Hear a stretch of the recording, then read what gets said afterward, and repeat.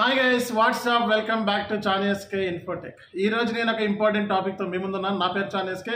మీరు కనుక నా వీడియోస్ నచ్చినట్లయితే వెంటనే షేర్ చేయండి, సబ్స్క్రైబ్ చేయండి, అలాగే మరిన్ని వీడియోస్ కోసం చూస్తూనే ఉండండి. సో ఈ రోజు టాపిక్లో నేను చాలా ఇంపార్టెంట్ విషయం, ప్రతి ఒక్కళ్ళు కూడా తెలుసుకోవాల్సిన విషయం, ఈ విషయం గురించి మీకు మళ్ళీ మీకు చెప్తున్నాను. సో చాలా మందికి క్వశ్చన్ ఏంటంటే, సార్ నేను బాగా ప్రిపేర్ అవుతున్నాను, ఇంటర్వ్యూలోకి వెళ్తున్నాను, అయినా సరే బాగా ఆన్సర్ చేసినా కూడా నాకు జాబ్ రావట్లేదు. సో రీజన్ ఏంటి అని చెప్పి వన్ ఆఫ్ మై సబ్స్క్రైబర్ నన్ను ఈ క్వశ్చన్ అడగడం జరిగింది. అంటే బాగా పర్ఫామ్ చేస్తున్నారు అండ్ సో జాబ్ వచ్చుద్ది, ఆఫర్ లెటర్ వచ్చుద్ది, లేకపోతే కన్ఫామ్గా జాబ్ వచ్చుద్ది, ఫిక్స్ అయిపోయింది అన్న టైంలో మళ్ళా జాబ్ అనేది మీకు రావటం లేదు. దానికి రీజన్ ఏంటి అని చెప్పి వన్ ఆఫ్ మై సబ్స్క్రైబర్ ఈ క్వశ్చన్ అడిగారు. అండ్ చాలామంది స్టూడెంట్స్, ఐటీలో వచ్చే ప్రతి ఒక్క స్టూడెంట్స్ నేర్చుకోవాల్సిన విషయం ఇది.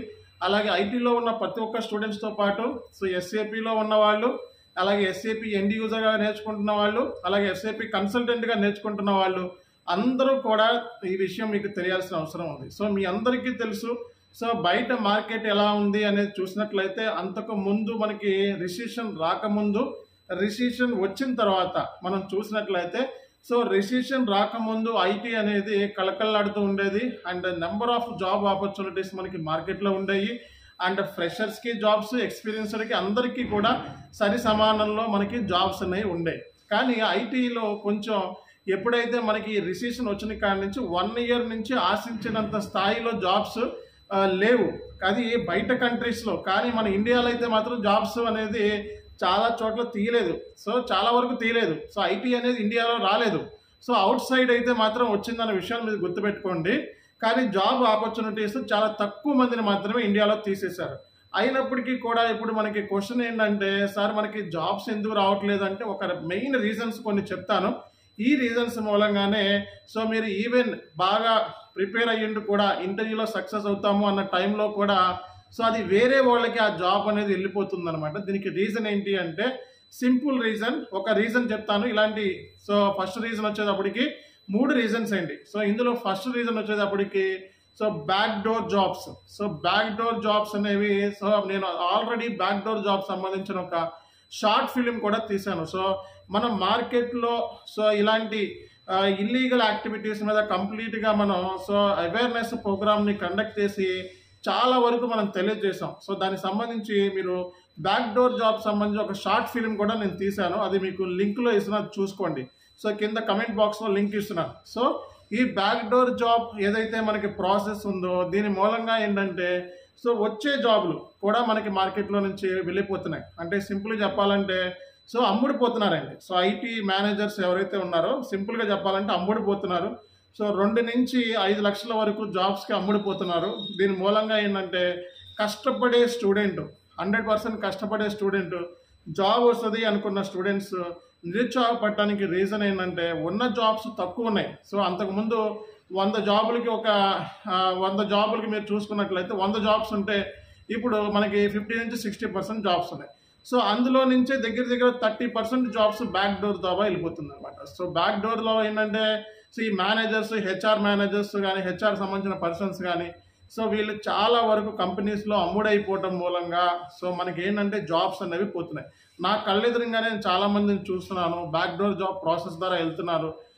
100% వాళ్ళు 3 lakhs 4 lakhs కట్టి తర్వాత బయటకు వచ్చేయడం జరుగుతుంది. ఎస్ఏపిలో కన్సల్టెంట్లో బ్యాక్ డోర్ జాబ్ ద్వారా వెళ్ళే వాళ్ళలో మీరు సక్సెస్ రేట్ చూసినట్లయితే 100కి 90 నుంచి 95% 2 నుంచి 5 లక్షల రూపాయలు సమర్పించుకొని మళ్ళీ బ్యాక్ వచ్చేస్తున్నారు అనమాట. అదే అంత అమౌంట్ మీరు కట్టి మీరు బ్యాక్ రావడం అనేది కూడా నాకు ఇష్టం లేదు. అందుకే స్టూడెంట్ అవేర్నెస్ కోసం బ్యాక్ డోర్ జాబ్ అని చెప్పి ఒక షార్ట్ ఫిలింని కూడా తీశాను. అది మీకు చాట్ బాక్స్లో కమెంట్లో ఇస్తున్నాను, అని చెక్ చేసుకోండి. ఈ బ్యాక్ డోర్కి అమ్ముడైపోయిన ఎవరైతే మేనేజర్స్ ఉన్నారో వాళ్ళందరికీ నేను చెప్పేది ఏంటంటే మీరు ఇలా చేయటం మూలంగా ఎవరైతే స్టూడెంట్స్ ఉంటారో నిజంగా డెడికేటెడ్గా హార్డ్ వర్క్ చేసిన స్టూడెంట్స్కి ఎంతోమందికి అన్యాయం జరుగుతుంది. మీరు అలాంటి పనులు చేయకండి. అండ్ సింపుల్ విషయం ఏంటంటే ఇంకోటి ప్రాక్సీస్. ఈ మార్కెట్లో ఏంటంటే ప్రాక్సీస్ కూడా ఎక్కువ అయిపోయాయి. ఒకటి బదులు ఇంకోటి ఇంటర్వ్యూ చేయటం, లిప్ సింకింగ్ చేస్తే వేరే వాడు వెనకాల నుంచి బ్యాక్గ్రౌండ్ మ్యూజిక్ ఇస్తాడు, బ్యాక్గ్రౌండ్ సంబంధించిన ఆడియో పెడతాడు. అండ్ లిప్ సింక్ ఇస్తే వెనకాల నుంచి వేరే వాడు చెప్తా ఉంటాడు. సో కాబట్టి ఇలాంటి ప్రాక్సీ ద్వారా వచ్చే జాబ్స్ కానీ బ్యాక్ డోర్ ద్వారా వచ్చే జాబ్స్ కానీ కంపెనీలో నిలబడటానికి ఉపయోగపడవు. ఏదైనా సరే మనం కష్టపడి హార్డ్ వర్క్ చేసి ఏ జాబ్ అయినా సరే మనం కొట్టాలి అనే విషయాన్ని మీరు గుర్తుపెట్టుకోండి. కష్టపడిన జాబ్ ఏదైతే ఉంటుందో 10 ఏళ్ల పాటు నిలబడుతుంది. సో అందులో ఎటువంటి డౌటే లేదు. ఎందుకంటే మీ స్కిల్ కానీ లేకపోతే మీ వే ఆఫ్ కమ్యూనికేషన్ కానీ ఇంప్రూవ్ అయ్యే ఛాన్సెస్ ఉంటాయి. అండ్ ఏదైనా సరే ఒరిజినల్గా వచ్చేది ఎప్పుడు కూడా స్టాండర్డ్ ఎక్కువ రోజు నిలబడే ఛాన్సెస్ ఉంటాయి. అలాగే మూడో విషయం ఏంటంటే మనకి ఫేక్ ట్రైనర్స్.